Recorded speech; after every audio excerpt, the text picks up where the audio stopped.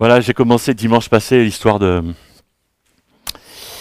ce peuple d'Israël avec ce roi Salomon qui aimait tellement son Dieu qu'il a voulu faire construire ce grand et magnifique temple. Et bon, peu de temps après, le peuple s'est éloigné de Dieu et puis a commencé à adorer d'autres faux dieux, et Dieu a permis que des étrangers viennent, envahissent le pays, détruisent la ville, détruisent le temple, etc. Et puis même emmènent avec eux une partie du peuple en captivité. Mais cette prédication ce matin est vraiment conçue pour ceux qui sont découragés. Parce qu'on se laisse quelquefois envahir par le découragement. Et si c'est votre cas, ma prière ce matin pour vous, c'est que les mots qui viennent, ces pensées qui viennent, voilà, que le Saint-Esprit vous rebooste, vous encourage, et si possible prenne votre découragement et l'enterre loin de vous, quoi. Voilà, c'est ma prière pour ce matin. On est dans une deuxième partie de cette série de prédications qui s'appelle C'est le moment, c'est maintenant, où je me base sur le prophète Agé. Et la semaine passée, c'est vrai, on a commencé avec cette histoire de ce temple magnifique qui a été détruit et que le peuple n'arrive pas, plus ou moins, à reconstruire, quoi. Parce que 50 ou 70 ans plus tard, il y a des gens qui ont pu revenir dans le pays, ont recommencé à reconstruire le temple. Et puis il y a des gens qui n'étaient pas contents avec ça, donc ils ont arrêté la reconstruction. Alors, Agé, chapitre 1er, versets 13 et 14. Agé, le messager de l'Éternel, transmis au peuple, le message suivant de la part de l'Éternel. Moi, je suis avec vous, l'Éternel le déclare. Je vais revenir sur ce passage-là tout à l'heure. Et l'Éternel anima d'un nouveau zèle Zorobabel. Je ne sais pas pour vous, mais ce nom m'a toujours fait sourire. Voilà, je ne suis pas le seul. Ok, mais ça va, on peut sourire, c'est pas grave. Donc Zorobabel, fils de Shealtiel, gouverneur de Juda, Josué, fils de Yehotzadak, le grand prêtre. Qu'est-ce que Dieu fait? Qu'est-ce que Dieu a fait? Dieu réveille le zèle du chef du peuple qui était là, c'est leur gouverneur, et du prêtre. Et après, on va voir qu'il réveille aussi tout le peuple. Et c'est comme ça que Dieu fait. Dieu réveille notre zèle. Il nous redonne l'espoir. Et Dieu a fait ça pour son peuple. Et il a redonné comme un sentiment de foi. Et ces gens se sont dit, ben oui, effectivement, nous sommes là pour reconstruire le temple. Ils réveillent leur zèle. Et ça peut se produire chez nous, hein, aussi quand notre feu pour Dieu, voilà, quand notre zèle pour Dieu commence à descendre, oui, est en bas, quoi. Voilà. Et Dieu nous rattrape par le cœur et nous ressaisit et réveille notre zèle. Du coup, on se remet à reprendre confiance en Dieu, et on retrouve même notre foi qu'on avait quand on a rencontré Dieu. Hein, ça nous arrive, ça, bien sûr, hein, parce que Dieu réveille notre zèle.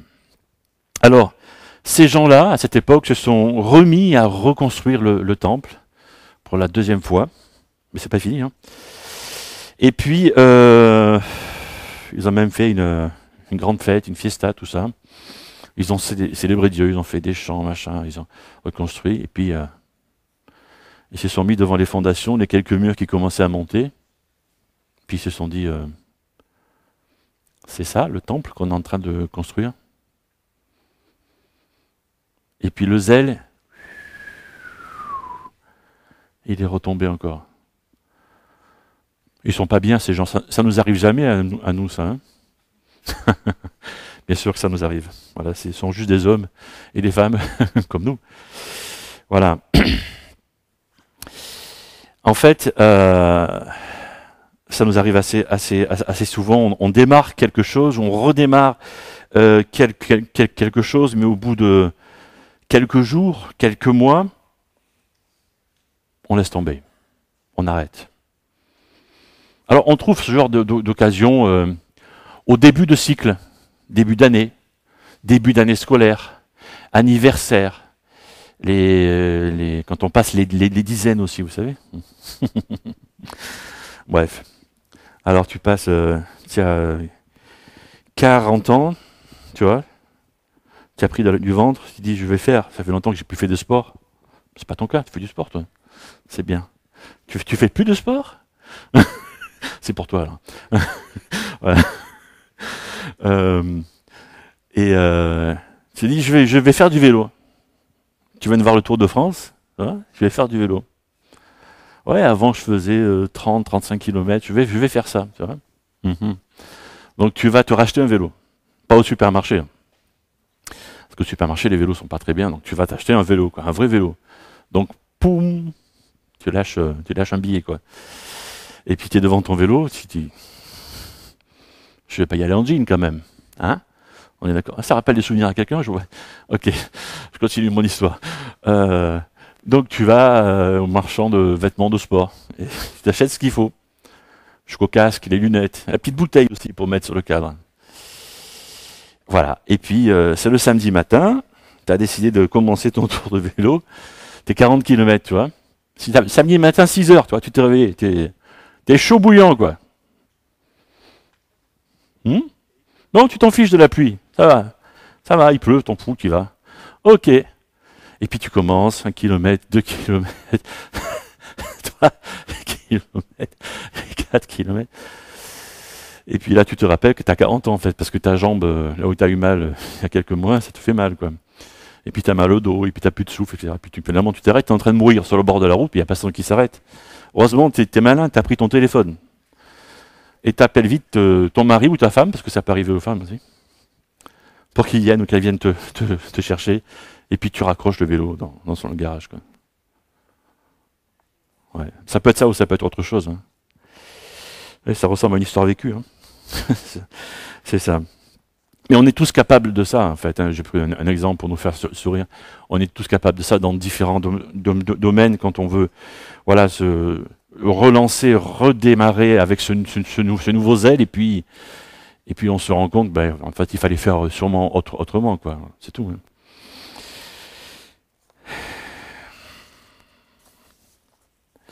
Dieu, par son prophète Agé, pose une question. Et on va essayer de voir au travers de cette question les causes du découragement et ce que Dieu propose. Alors c'est très simple, hein. C'est très simple, mais en même temps, j'ai remarqué que c'est les choses les plus simples qui sont les plus efficaces chez nous. Parce qu'on a peut-être un doctorat en je ne sais pas quoi, quand notre cœur doit être touché, c'est par des choses simples. Ouais. Et les causes du découragement, on les trouve ici, chapitre 2, verset 3.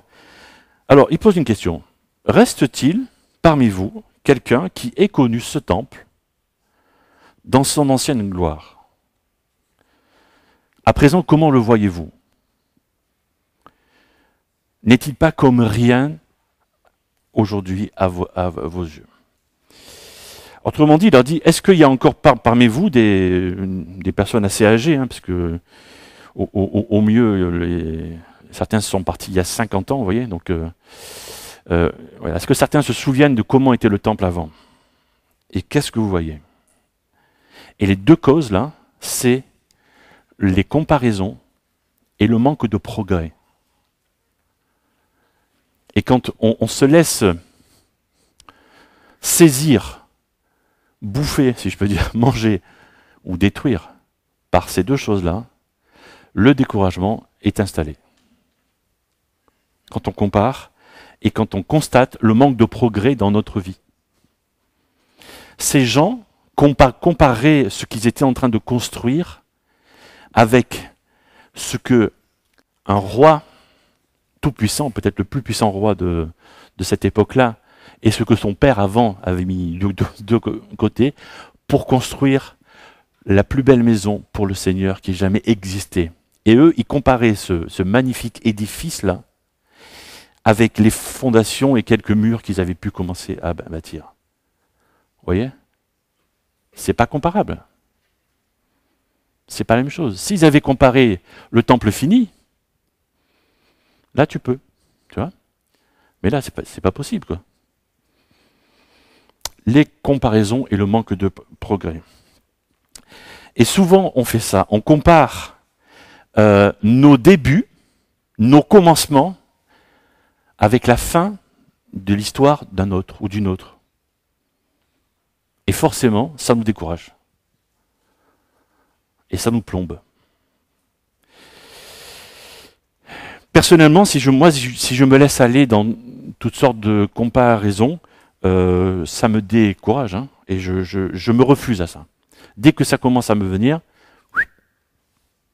je dis non. Mais c'est comme ça que je fonctionne, moi. Ouais. Ok. On a vite fait de comparer avec les autres son logement, sa voiture. Ça, c'est des choses bassement matérielles, mais pire, son conjoint, ses enfants. T'as vu comme ils sont bien élevés, leurs enfants. Alors, quand on dit ça, on est en train de dire qu'on est des mauvais parents, en fait. Ouais. Non, mais c'est vrai, hein. De toute façon, rassurez-vous, nous sommes tous des mauvais parents. Comme ça, c'est fait. D'accord? Voilà. On est d'accord? Je crois que les plus anciens sont d'accord aussi. On fait ce qu'on peut. Avec ce qu'on a reçu, ce qu'on a appris. Et si on connaît Dieu, avec ce que Dieu nous a appris aussi. Mais on reste quand même des mauvais parents. De toutes les manières. Voilà. Ok? Voilà. Alors, je suis pasteur, et dès qu'un pasteur se met à comparer son église avec une autre, oh là, c'est interdit, ça. Tu vois? Faut pas, en fait. Pourquoi? Parce que le lieu est différent, la vision d'église est peut-être un peu différente, l'histoire de l'église locale est différente, les gens qui viennent sont différents, la personnalité du pasteur, du conseil est différente, etc., etc. Il y a plein de... Et puis, Dieu a envie de faire des choses différentes à droite et à gauche, et c'est bien comme ça. Dieu fait ce qu'il veut. Ok? Donc moi, je me refuse à ça. Mais cette histoire de se comparer, et de comparer notre manque de progrès, en fait, hein, ça nous tue, en fait. Hein, vraiment. Je ne sais pas si vous vous rappelez, au début ce qu'on appelle les réseaux sociaux, il y avait cette course à celui ou celle qui avait le plus grand nombre d'amis. T'as combien d'amis, toi? Ah, moi, j'en ai 50. Oh, 50? Moi, j'en ai 550. Tu te rappelles de ça? Bon, ceux qui n'ont jamais été... voilà. Mais les plus jeunes, sûrement? Hein? Ouais. Des amis virtuels, hein? que tu connais pas. Ouais. C'est marrant, comme après, on a tous fait le tri, après. Nos amis. Ouais. Mais ça nous décourageait. Et encore, par rapport aux réseaux sociaux, un mot, hein, non mais c'est bien les réseaux sociaux, mais il y a aussi dans toute chose, hein, il y a des aspects positifs et des points négatifs. C'est quand quelqu'un dit, ben moi j'étais au concert de machin, ou voilà, ce dimanche j'ai fait telle activité, ou au mois d'août je suis parti pendant un mois, je sais pas où, tu vois. Et toi t'es pas parti. Donc tu compares, peut-être que lui en fait, qui est parti, ça fait 5 ans qu'il n'est pas parti, qu'il a économisé pour partir. Et toi, tu vas partir l'année prochaine parce que tu es en train de faire pareil. Tu vois. Et donc, tu vas mettre sur machin, ouais, je suis parti. On se compare. Et c'est pas top, quoi. Qu'est-ce qu'on fait? Que faire quand vient le découragement? Dieu, là encore, dit quelque chose de très très simple, de très basique. La semaine passée, il avait dit aussi quelque chose de simple, de pas simple et de simple. Et cette semaine, il dit la même chose. Quelque chose de simple, mais de difficile à mettre en pratique. Encore une fois. La semaine passée, vous vous rappelez ceux qui étaient là? Qu'est-ce qu'il avait dit? Oui? Monter sur la montagne? Voilà. Montez sur la montagne, coupez du bois et construisez le temple. 3 choses. Et j'avais expliqué, bon, c'est pas simple, il faut monter sur la montagne, couper du bois, c'est pas difficile, machin. Ok, d'accord. Et là, il dit ceci. Au chapitre 2, versets 4 et 5. Sois fort, Zorobabel, donc c'est le chef du peuple. Sois fort, Josué, c'est le chef, c'est le sacrificateur en chef. Soyez forts, tout le peuple, ok. Et bossez. Sois fort et travaille. C'est simple, mais difficile. Quand tu es découragé. Mais ils ne sont pas seuls, en fait. Il y a les chefs qui sont là aussi. Tu vois? Sois fort et travaille. Persévère. Accroche-toi. Sois fort et travaille. Il y a des choses qui sont difficiles à surmonter quand on est blessé émotionnellement, une relation qui a mal tourné ou qui tourne mal, ou quand un proche a un péché, voilà, est en train de commettre un péché, il fait quelque chose qui n'est pas bien, et nous, du coup, on n'est pas bien aussi, quoi. Ça nous arrive aussi, tu vois. Voilà, il y a des choses qui sont compliquées à surmonter.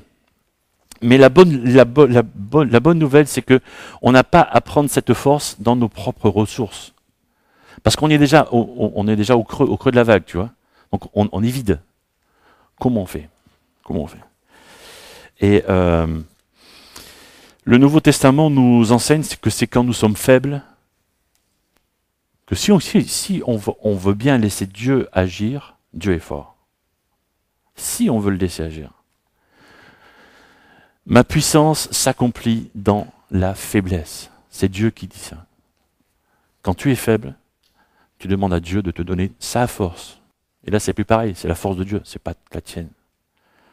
Qui est 100 000 fois supérieure à la tienne. Et 100 000, c'est pas assez. Autrement dit, on ne doit pas être fort par nos propres forces, parce que ça ne fonctionne pas ou très très peu de temps. Quand on connaît Dieu, quand on sert Christ, on a cette force surnaturelle en nous, par l'Esprit de Dieu. Et c'est là que ça devient, entre guillemets, utile. Je n'ai pas trop utilisé ce mot quand je parle de Dieu, mais vous comprenez ce que je veux dire. C'est que quand je suis faible, je peux dire à Dieu, écoute Seigneur, je suis faible, et j'ai besoin de ta force. Et là, il se passe quelque chose. Là, Dieu intervient. Quand on est découragé, être fort et se mettre au travail. Dieu ne dit pas « plains-toi ». Dieu ne dit pas « c'est bon, tu peux aller te reposer, va pleurer dans ton coin ». Dieu ne dit pas « tu peux aller raconter ça à tous tes amis ». Dieu ne dit pas « va te coucher ». Dieu ne dit pas vas-y, continue de comparer à ce que font les autres. Non. Sois fort et travaille. C'est ce que nous devons faire quand nous sommes découragés. Choisir, comme je disais dimanche passé, constamment le chemin étroit au chemin large. Et puis ça va commencer, si on est en train de construire quelque chose, de mettre un petit caillou, pas une grosse pierre, un petit caillou, parce que je suis faible. Et puis une pierre un peu plus grande, et puis finalement une grosse pierre. Et on devient fort quand on fréquente quotidiennement Dieu. En parlant à Dieu, c'est la prière. En l'écoutant, peut-être que Dieu nous parle, peut-être qu'on va entendre Dieu quand on va lire aussi la Bible ou dans d'autres circonstances. Tous les jours, chercher à entendre Dieu parce que c'est ça qui va nous rendre forts. C'est lui qui va nous rendre forts. C'est quand Dieu nous parle. Être fort, persévérer et chercher Dieu. Galates 6, faisons le bien sans nous laisser gagner par le découragement, car si nous ne relâchons pas nos efforts, nous récolterons au bon moment. J'arrive à ma conclusion. C'est ce que je disais tout à l'heure. Dieu est avec nous. Dieu est avec toi. Sois fort et fais le travail parce que Dieu est avec toi. C'est la clé pour sortir du découragement, de savoir que Dieu est là. Tu n'es pas seul. Dieu est là. Dans Agée chapitre 2, versets 6 à 9, Dieu dit, « Dans peu de temps, je vais ébranler le ciel et la terre, les mers et les continents. Je mettrai toutes les nations étrangères sans dessus-dessous. Leurs richesses afflueront ici. Je redonnerai au temple une grande splendeur. Je vous le déclare. En effet, l'or et l'argent du monde entier m'appartiennent. Ainsi, la splendeur du nouveau temple surpassera celle du premier. Et en ce lieu, je vous accorderai la paix. C'est moi, le Seigneur de l'univers, qui le promet. » Alors quand on lit ce texte-là, on dit, tiens, Dieu est en train de leur dire que le temple qu'il construit sera plus beau que le temple qu'avait construit Salomon. Mais les historiens disent que ce n'est pas vrai, en fait. Le deuxième temple n'était pas plus beau que le premier. Et Dieu est en train de parler d'un autre temple. Voilà. Et il parle du temple qui est en face de moi ce matin. Il parle de ceux qui croient en Christ et qui ont Dieu dans leur cœur, Dieu en eux, le Saint-Esprit en eux. Et donc je vous regarde et vous êtes ce temple-là, qui est plus beau que ce merveilleux temple que les gens venaient admirer, ce temple que Salomon avait construit pour honorer Dieu. Il y avait des gens qui venaient pour adorer, il y avait des gens qui venaient juste pour l'admirer, ce temple, tellement il était superbe. Eh bien, tu es plus beau que ça. Tu es plus belle que ça. Pourquoi? Parce que Dieu est en toi. Dieu habite en toi, par son Esprit Saint. Sois fort, fais ton job, ton travail, ce que tu as à faire, et Dieu est avec toi. J'aimerais prier maintenant. Seigneur, merci parce que tu nous parles encore ce matin, et peut-être que l'un ou l'autre est découragé, et comme je disais au début de ma prédication, Seigneur, cette prière que je t'adresse, que je te formule maintenant, c'est que tu relèves celui qui est découragé, celle qui est découragée, que tu redonnes de la force. Peut-être que l'un ou l'autre a trouvé dans ce que j'ai pu dire, dans ce que j'ai partagé de ta part, Seigneur, ce qu'il fallait pour se relever, pour se remettre debout, pour se remettre au travail. Seigneur, merci parce que tu touches nos cœurs. Merci parce que tu nous rappelles que c'est quand on est faible, que toi, tu es fort dans nos vies. Et Seigneur, merci parce que tu habites en nous. Alors c'est vrai que, Seigneur, on n'est pas toujours fier d'être le temple de ton Saint-Esprit. Parce qu'il y a parfois des fois où notre corps n'est pas trop propre, si je peux dire ainsi. Et sali peut-être par une faute, par une erreur, ce que dans la Bible tu appelles le péché. Et peut-être que l'un ou l'autre aujourd'hui aimerait te demander pardon pour un péché qui salit son corps. Et peut-être que l'un ou l'autre est en train de voilà, dans sa tête, dans son cœur, de te demander un pardon. Et merci parce que tu pardonnes celle qui sincèrement reconnaît ses fautes et reconnaît que toi seul, Seigneur Jésus, est celui qui restaure, qui répare la relation brisée avec Dieu. Toi, le Père éternel. Tu veux nous relever, tu veux nous remettre debout, tu veux nous encourager, tu veux que simplement nous puissions vivre notre vie d'hommes et de femmes, de jeunes, de personnes dans la force de l'âge, de personnes âgées, mais qui croient en Dieu, qui croient en toi. Et merci parce que la mission que tu nous confies, le travail que tu nous confies, n'est pas trop dur pour nous. Pourquoi? Parce que tu es là et tu veux nous aider à accomplir tout ça. Merci Seigneur pour tant d'amour que tu déverses pour nous. En Jésus-Christ. Amen.